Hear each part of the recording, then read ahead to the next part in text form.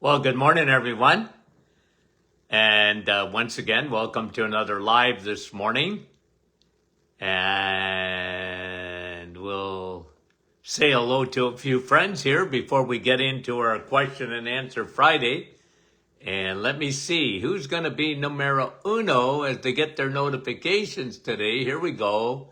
Notifications are coming. There's Mike from Norland and Andrea from Niagara Falls. How are you? And Amber, New Jersey, right up at the top. How are you, Amber? John, Brahim, Lynn from Aurora, April, good morning. And Jocelyn, bonjour, Sturgeon Falls, Linda, St. Jude, Quebec, Kevin, our dear friend from Oshawa, Fran from Orangeville, and Nick from Arsta. Nellie, good morning to you, Nellie. Diane from Thunder Bay, good morning. Marianne from London. And Georgie from Halifax, Nova Scotia. Wendy from Markham. Linda from New Brunswick. Lise, how are you? Sandy, Chilliwack, British Columbia. Jeanette, nice to have you on. Deborah. And Margaret, and Sue from Bolton, and Catherine from Springdale, Newfoundland, and Alan, how are you, from Manitoba. Carol from West Virginia. Carol, if I could sing. Jeanette, how are you? Grace, if I could sing, I would sing. Patricia from Florida. Francis from Vaughan, good morning. Wendy from London. Carol from Mount Pearl, Newfoundland. Rosa, Montreal, good morning, Rosa. Patricia. And Roma from Brampton. Teresa, Dunedin, Florida, the home of the Blue Jays. Martine, Nativity, how are you, Nativity? Brahim has got his coffee. Janice, Brampton. Guys, we love you guys coming on. Marlene from Newfoundland, good morning. We appreciate you guys more than you know. Luella from West Tennessee. Wendy from Wasaga Beach. Marl, Ottawa. I'm going to say hello to Dr. McEwen. Arlene. Margie, sunny Kansas. Mary, New Brunswick. Denise, Chatham, Kent. And Lynn, how are you? Darlene, South Carolina. Bonnie, London. And Lorraine, how are you? Nice to have you on. Teresa, okay, one more. Who is it? It's Rosa, Linda from the Kidneys of Canada. And Cynthia, I don't want to miss you. Carol, I don't want to miss you.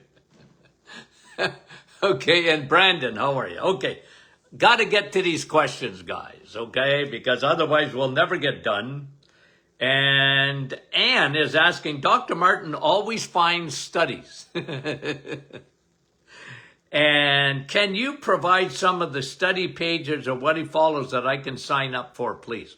Well, listen, Anna, I'm answering that because, yep, I read, I don't know how many studies a day. I mean, some of them I just glance over if I'm not, terribly interested. But I sort of flag studies that I really like. My problem is, Anna, like in terms of getting the studies to you, I would have to post them.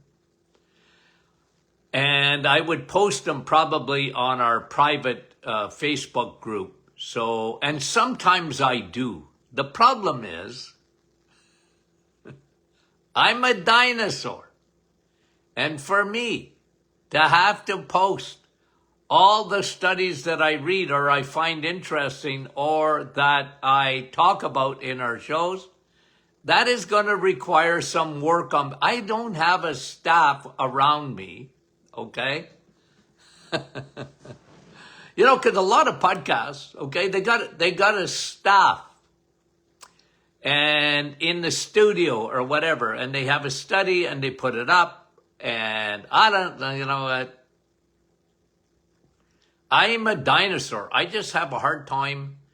I find it labor intensive for me to do that. So I get it, Anna. I will try and post it more afterwards or before on the private Facebook group. I guess I could do that. Maybe I should. But, I really don't have a staff doing it. I do it. Okay? So that's, but I appreciate it, Anna. And, it's not the first time I've been asked. But anyway, thank you very much. Lise is asking about her grandson, autistic, diagnosed at 4. He's now almost 8. Was diagnosed with ADHD 2, and he's on medication, aggressive behavior. Listen, all of that said, the hardest thing to do with an autistic child, because I'm going to say hundreds, but it might have been higher than that in my practice over the years. And I've always talked about autism as something that, look, it's probably been around to some extent, but nothing like today. And I always link it. I've told you this on this program for years and years and years, and I did it on my radio show, the Doctors in Radio show, for years and years and years, that autism was linked to the gut. Okay? Now, there's a lot of talk about vaccines and all that, and look, they could be factors for sure, but it still disrupts the gut. It disrupts the microbiome. And I believe, okay, this is me, that one of the biggest issues is antibiotics. I think it's an issue because it causes leaky gut. Again, I'm not telling anybody not to be on antibiotics. I think I'm going to do a program just because I thought about it this morning. I'm going to do a program. If you're taking this medication, make sure you're taking this supplement. Okay? And the number one supplement for any medication really is a probiotic, because a lot of medications, or most of them, will disrupt your microbiome. The problem is these kids, autistic kids, are canaries in the coal mine. They're canaries in the coal mine. They're fragile, young age, mummy, the placenta, mummy before she was pregnant. I did case studies, okay? I was a history guy. I'm a history taker. The vast majority of kids' autism, mummy was on antibiotics. The vast majority. Some of it might have been C-section, okay? Too many of those today. Again, a wonderful thing. C-sections can save a baby's life. A C-section can save mummy's life. But I'm not just saying it. Even the colleges of physicians and surgeons all around North America have said it. We're doing too many C-sections. Problem with a C-section is the baby don't go through the birth canal, and with all the microbiome, mummy gets mummy's bacteria, and there's a lot of good guys there, and they get it in in the placenta on the way out. Look, okay, it's really, really important. Some of the things I talk about. Okay, now let's get back to your 4-year-old or 8-year-old grandson now. Is that right? Just read it. You think that I could find it again? Here it is. Now he's 8. Here's what I would do, okay? Here's what I would do, Lise. Probiotics. If you're not going to swallow them, open them up, put them in an applesauce, or put it in a yogurt, or whatever. Okay, you got to fix that leaky gut. It will help. You're not going to reverse it, but it will help. Any way you can get high DHA oil into that child, I'm telling you, what a difference. And I've proven this to people. What a difference in behavior. with the ADHD and the cognitive and the aggression. I've seen it. High DHA. You gotta put a pinprick in those capsules and get that oil, get that fat into that child. Okay, so probiotics, number one. I would have them on Navitol because it crosses the blood-brain barrier. And that combination, vitamin D, okay?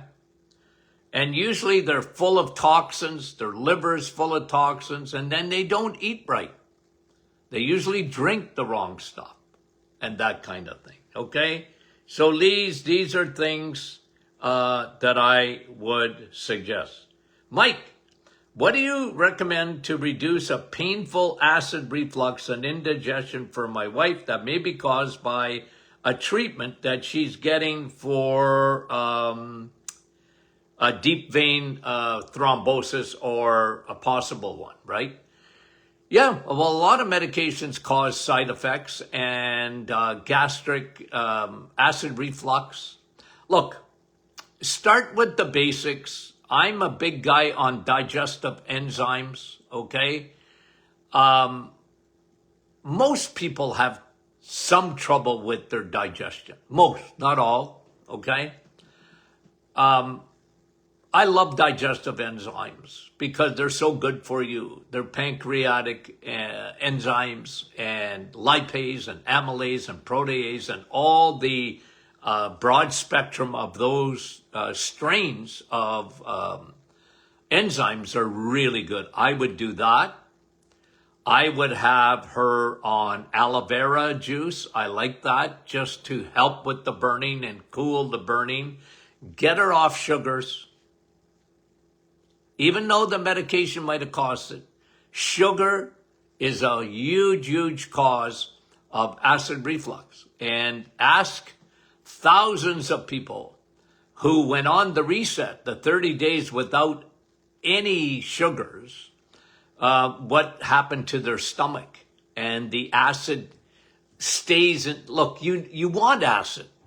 You actually need acid. Problem is when it comes up into the esophagus, right? And it's usually because you're not making enough acid, or it's a side effect of a medication. But that's what I would do. Thank you very much, Mike, for that. John, could Dr. Martin discuss hemorrhoids? No. Who wants to talk about hemorrhoids? And listen, when I was in practice, obviously, I saw this thousands of times. Hemorrhoid people really bothered by that. They're varicose veins in the wrong area. Not that varicose veins are good anywhere, but having a varicose vein in the butt ain't no fun, okay? Now, one of the biggest things that I think, okay, again, I talked about this yesterday on the program. People are fiber crazy, okay? They're fiber crazy. And they think that if they have a big stool, they win a prize of some kind, okay? Like, it always amazes me how people have been roped into the fiber craze. And I'm not even optimistic that we're ever going to get over it because doctors love fiber, okay? Fiber, but it's overrated. And I think it's one of the biggest causes of hemorrhoids is fiber. Too much roughage, and big stools. You're a carboholic. A lot of people, you're going to get a huge stool. You know why? Think about it for a minute. A stool is in going to the toilet, meaning your body can't use it. People eat so many carbs that a lot of it is nutrient deficient. Okay? And it ends up in the toilet. It doesn't get into your tissue, doesn't get into your cells. It's not micro-sized. It's there for bulkiness. I'm not telling people not to have anything from the plant kingdom. I don't do that. I do it for 30 days, but then I don't do it. I'm not, look, if you want to be a carnivore, you can be a carnivore. Okay? I'm not that, I've never been big on that. Like maybe therapeutically for a while, yeah, I got no problem with that. You want to be a carnivore, be a carnivore. You know me. I'm an eggs, meat, and cheese guy. Okay? So I am big on the animal kingdom. Big, big, big, big, big, because of its nutrient density. It's what your body was designed for. Now, I'm not saying again that you can't eat from the plant kingdom. I'm not saying that at all. But don't live on the plant kingdom. Your body wasn't meant to live on the plant kingdom. Okay? So the plant kingdom, your nuts and seeds and fruits and vegetables and legumes and all this and that, they're all right. I can get you to live with that. I got no problem. But don't live and sustain yourself on the plant kingdom. Your body wasn't designed for it. It's overrated. And a lot of times digestive issues, I talked about diverticulosis yesterday, diverticulitis, ulcerative colitis, and all the itises in your gut. A lot of times is done by irritation, bulkiness. And it's amazing that people find out when they cut out that stuff that they do better, okay? So, you want to, and I'll give you a little secret, okay? I used to use this in my office all the time. I'd make up a salve in my office, or I'd get my patient to make it up at home. Use some Vicks. I like mentholatum better. I found the ingredients in there just better than Vicks. Put a little bit of, mix it a little bit with some Vaseline or coconut oil and apply on the hemorrhoid. Really helps with inflammation and really helps with itchiness of the hemorrhoid, okay? That was a little secret. Patients used to say, Doc, why don't you make this public? I said, it's a secret. Okay. But now that I'm out of practice, there you go. Okay. Louis, or Lewis, or I don't know. Hi, Louis. Dr. Martin, what is hyperhidrosis? That's when you sweat a lot. Okay? That's people, they have a shirt on like mine, and they got big, big sweat marks, and they sweat like nobody's business. What causes it? I don't know. People have asked me this for centuries. What causes hyperhidrosis? I don't know. It's the way you're built. It ain't no fun. The medical treatment for it, Botox or whatever, I don't recommend that. I don't know what to tell you. Okay? I really don't know what to tell you. To the extent that food could be a factor, I don't know. Are there any supplements that magically help with hyperhidrosis? I haven't found one. In my office, if a patient came in and that was their primary complaint, I would do what I did with every other patient, and that was I was checking for deficiencies. Okay? If you were low in magnesium, you were low in vitamin D, you were low in omega-3, I fixed that. I would address that. You were low in B12. Sometimes it could be that because I thought that was, fairly common in hyperhidrosis. But there's no magic. There's no magic. It's the way you're built. Okay. Anybody got any answers on that? Magic that maybe I'd never heard of it. Okay? Somebody sent 20 stars. What's that mean? I don't know. Okay. Sil. I'm hearing that nicotine is a nutrient. What are your thoughts? Well, they're both. Nicotine is very addictive. Nicotine gets to your brain in about 8 seconds, nanoseconds. Okay? So that's why the big tobacco companies knew exactly what they were doing. They hooked and they lied and they got caught. Remember, there was actually movies, or a movie that I remember, but they got caught. And all those bandits in the nicotine, in the cigarette industry, they moved to the food industry. That's a fact, guys. Okay? Philip Morris is one of the biggest food companies because they bought up food. When they had to get out of the tobacco companies because they weren't making any money anymore and they got exposed. But they had lots of money, so what did they do? They got into the food industry. Okay? Nicotine. Now look at, okay? You do have traces of nicotine in the plant kingdom. For example, there is traces of nicotine in potatoes, in tomatoes, in bananas, in, eggplants. But, okay, look, there's somebody on the internet or whatever, and guys, look, let me just give you some of my background, okay, so you understand where I'm coming from.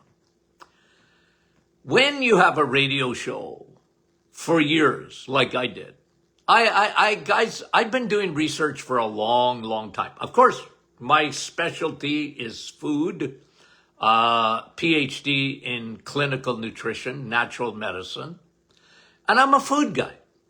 Okay, so I know that there are traces of nicotine in food, but when someone, like one person, for example, I like this example because it's probably the most popular example that I can give to you. Okay? In the 1990s, I can't remember what year it was. I was at a conference in California, the biggest natural product conference in the world every year in March is in Anaheim, California. Okay? And one year, because I wrote a book on chronic fatigue syndrome, I was the guest speaker at this conference, thousands of people. And I gave a dissertation on my book, Chronic Fatigue Syndrome. It was very well received. And a guy after me was a guy by the name of, I think his first name was Peter D'Adamo. You can look this up. He wrote a book and on eating for your blood type, okay? Eating for your blood type. So if you were a certain blood type, you're supposed to eat meat. And if you were another blood type, you're never to eat meat. Now, I listened, okay? I listened.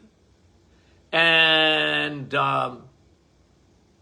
when a guy has a theory like that, and nobody else really is buying that theory, I'm skeptical. I was skeptical when I heard it because I get a PhD in nutrition, in food. So if someone tells me, well, your body wasn't built to eat meat, I go, your blood type. I was skeptical because that don't make any sense to me. How are you going to get your B12 if you can't eat red meat? Are you supposed to take a supplement the rest of your life because your type, whatever is your blood type? And this one guy says it? And it was all evolutionary biology. I didn't buy it, guys. Okay? I didn't buy it. I got asked about it on my radio show 10,000 times. Look at, he might be a lot smarter than me. He sold a lot more books than I did. He sold millions of copies of that book because people are always looking for, a little, you know how many people came to my office and said, I'm not supposed to eat meat, doc, because I'm type so-and-so in my blood. I got a migraine. I said, you don't have to buy it because this guy said it. Okay? It doesn't make any sense. And now I hear on the internet they're talking about nicotine as being the greatest thing since sliced bread. I don't buy it. I know about nicotine. I know about smoking. You don't want that. But I understand there's some nicotine in the plant kingdom. Is it going to cure your cancer? I don't buy it. I don't buy it. Now, if you can convince me otherwise, I'll buy it. But I'm skeptical. Science, by the way, should be skeptical. Okay? Science should be, you want to be a skeptic in science. Because, I read 100 not 100, but close. I read a lot of studies every day, and I read it with a skeptical eye. Doesn't mean I don't read it and look at it, but I always said, well, God gave me a brain, use it. That's me. Okay? So when you're asking me about nicotine, it's a good question. Yeah, it's a nutrient. Does your body need it? Maybe a little bit, traces. Therapeutically, I don't know. I'm not convinced. Okay? That's my answer. And I'm sticking to it. No, if you show me research and, that's going to change my mind, I'm open to it. Okay, Catherine. How are you, Catherine? She's 70 years old. Well, you're still a puppy, Catherine. Okay? You're a puppy at 70 years old. I'm older than you. Okay. My last test showed low traces of ALP, okay? And that is an enzyme. It's present in your blood. If you're low in ALP, you might have certain conditions. The reason they take that test is to check your liver and to check your bones. Okay, the ALP enzyme. It's in your blood. Everybody has it. If you're high in it, could be serious. Could be liver disease, could be kidney disease, could be a bone disease. If you're low, usually, okay, this is just me. I don't know if it's just me. I think there's some research on this. If you're low in ALP, you're probably low in vitamin D. That's what I would look at. And, if you're high, you could have hepatitis, you could have fatty liver, cirrhosis of the liver. But with low, I usually saw low vitamin D, maybe some osteoporosis, okay? Get it checked out.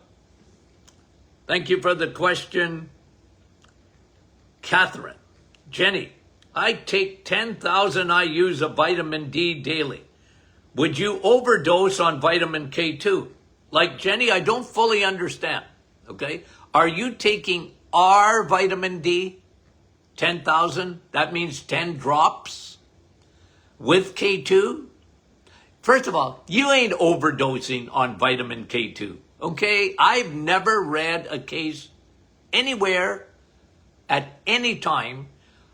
I know why you're sick. You got too much vitamin K2. Never seen it. Never seen a case of it. We put vitamin K2 in to our vitamin D, and it should be taken like that because vitamin D will, good for your bones. It elevates calcium. What K2 does with it, it takes the calcium and puts it where it belongs, okay? And you guys know this. I always talk about the importance of vitamin K2. and how God gave it to us in food. Calcium, eggs, meat, and cheese. Okay? Calcium, by the way, the best sources of calcium are found in the animal kingdom. Now, you can get calcium in plants, okay? But the best source is not salad, it's an egg. Okay? The best source. The most bioavailable calcium. Well, Dr. Martin, I thought you didn't want me to take calcium. I don't want you to take a calcium supplement. I want you to eat your calcium. Because when you eat calcium from the animal kingdom, eggs, meat, cheese, dairy, you get vitamin K2 built in with it. Okay? Because I always said, God knows what to do.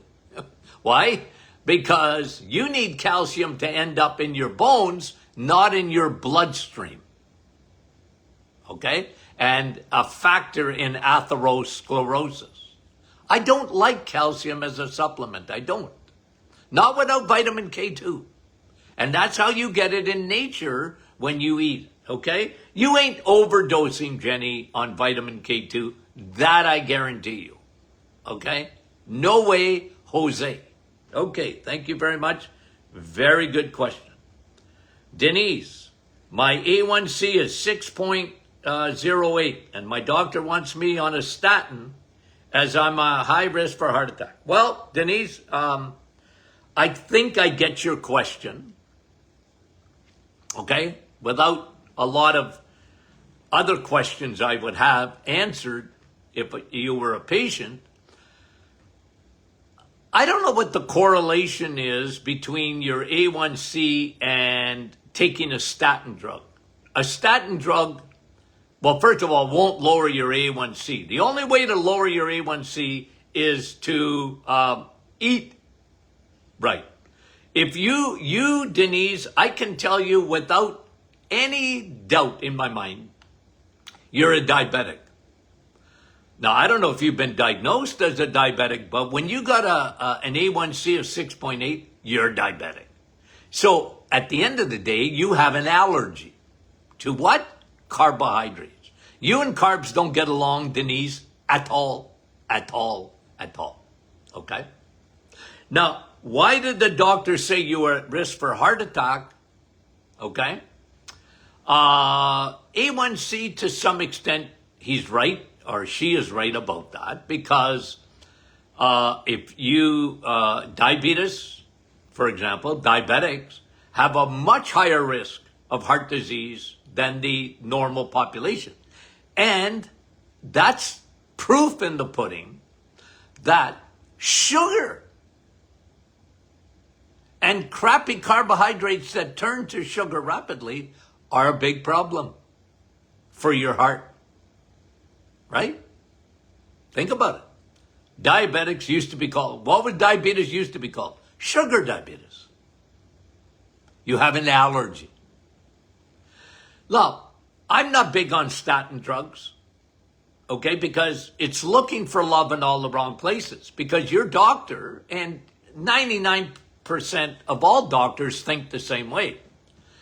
You have a high risk for heart disease because of your diabetes, okay? If you have a high risk for heart disease, doctors think, well, heart disease and cholesterol go together. So therefore, I want to put you on a statin drug. First of all, statin drugs don't lower your risk for heart disease at all. If they did, we would have got rid of heart disease by now.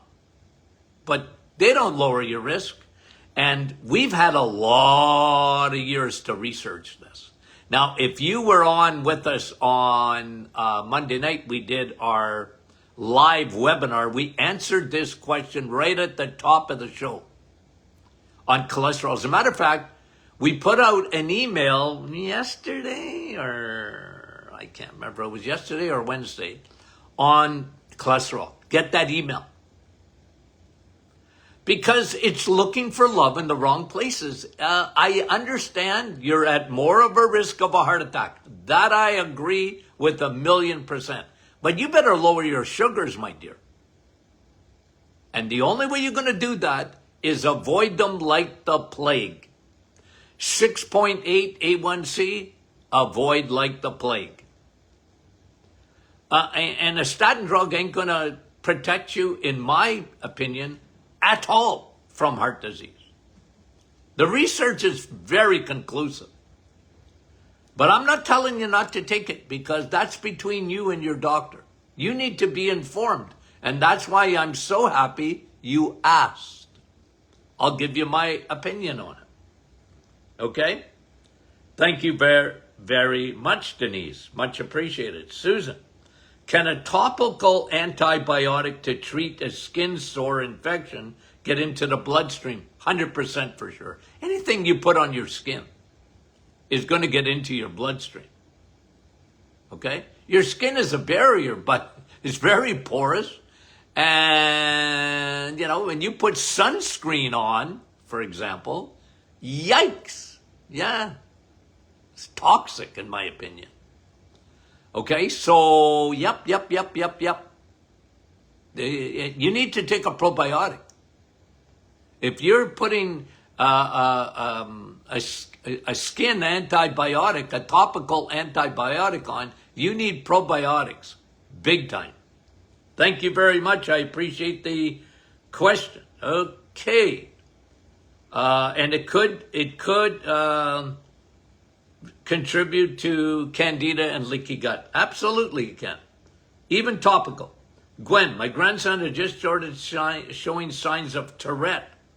Well, okay. And Tourette syndrome, I always go back to the gut in kids. Okay? Go back to their gut. Leaky gut, antibiotics as children, makes them more susceptible to Tourette's down the road. Fix the gut-brain connection, the gut neurological connection through the cranial nerve, the 10th cranial nerve, the vagus nerve, probiotic, high DHA oil. What a difference. Get off the sugars. Don't feed the bears as much as you can. Sue, coffee acts like metformin. You're smart, Sue. So do you drink it before a meal, during, or after? All of the above. Sue, the best time to drink coffee is always. Okay? But really, it does act like metformin. So taking it with a meal, coffee with a meal, this has been shown, guys, in studies. Okay? Coffee with a meal. I love coffee with a meal. Is so good for your blood sugar. It helps. But don't eat junk. Okay? Don't eat junk. But coffee does act like metformin. It's the real vitamin C. You heard it first on The Doctor Is In podcast. Where did you hear about the real vitamin C? Be honest. When everybody else was saying coffee ain't good for you, coffee's acidic, coffee is a diuretic, coffee.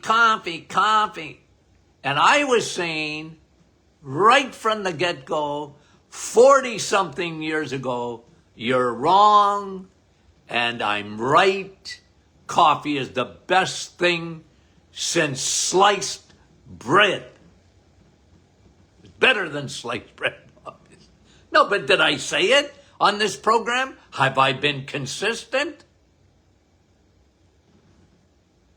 The real vitamin C is coffee. Ascorbic acid can't even light a candle to the benefits of coffee. I'm not saying don't have vitamin C, okay? But the real vitamin C is coffee. Thanks for that question. It gives me a chance to pontificate, Sue. Okay, I don't know if I'm going to get all of this in here. Okay, let me just see. Diana, my lips on my mouth are numb. What it could be from? Could be low B12. That's usually what I'd see with any numbness, any paresthesia around your mouth. Deanna, get that checked. Joy, does a person's size matter for taking vitamin D? Yep. Yeah, the bigger you are, the more you need, for sure. One of the biggest problems in obesity is low vitamin D. They don't know it. Nobody told them. And they need more vitamin D. And vitamin D is so essential for everything. Nothing works in your body without vitamin D. The sun. When I wrote the book Sun, Steak, and Steel, I meant it. I meant it. And there's a whole chapter on coffee in there too. Okay. That was Joy. Deborah, I have lower kidney function. I had a bypass heart surgery and arthritis. Is the multi-nutrient a good supplement to take with the above condition? Absolutely. The multi-nutrient, it's like eating 3 steaks. It's good for you, especially with people that have trouble with malabsorption or they're not getting enough in their food. And yeah, absolutely. I love the multi-nutrient, okay? It is so good. We used to call it blood boost. And I don't know how many thousands of people have found out what I said about it was true. I used to give it in my office. I said, take this, don't ask no questions, and you'll thank me later. Okay. Thanks for asking, Deborah. I'm going to get done here. Kathy, my husband takes a PPI, so a proton pump inhibitor. My light went off.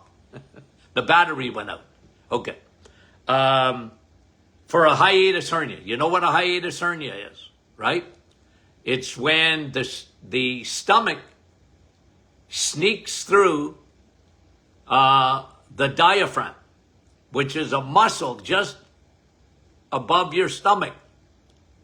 And if it's large enough, it creates a hernia there, a hiatus hernia. And if it's small, some people get no symptoms. But if it's large enough, heartburn, acid reflux, regurgitation, no fun at all.